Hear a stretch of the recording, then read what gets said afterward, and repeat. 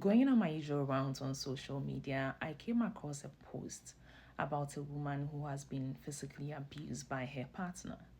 She mentioned that her mother had gone through something similar.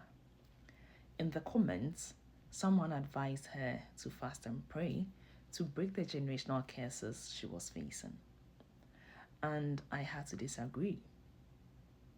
Do I believe in spirituality? Yes, I do.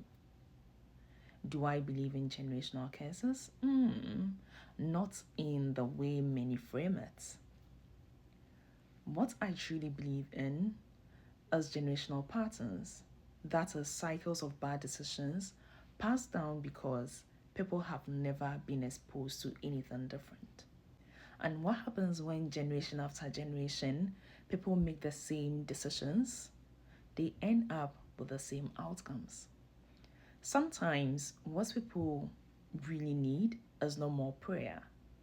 They need therapy. They need clarity. They need someone to help them understand why their choices keep leading to pain. Why are they consistently attracted to abusive partners? Did they ever learn what a healthy relationship looks like? Did they assess the emotional and mental state of the person they chose to marry? Were they taught to pay attention to anger patterns, past behavior, or red flags? Do they even have the tools to recognize what is healthy or what is harmful in a relationship? Prayer doesn't fix ignorance. Prayer doesn't heal abuse. Prayer is not a plaster to cover up dysfunction. We have to stop telling people in abusive situations to just pray.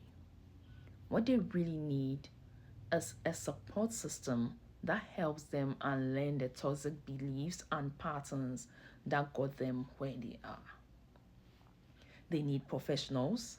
They need access to psychologists, counselors, and trauma-informed spaces where healing is possible.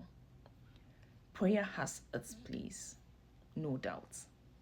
And I believe in prayer. But so does work. Even the Apostle Paul talked about that in the Bible.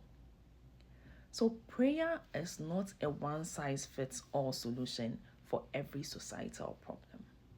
You can fast and pray all you want, but if you keep making the same choices your mother or grandmother made, you likely end up with the same results or the same story. Generational curses are broken by generational choices.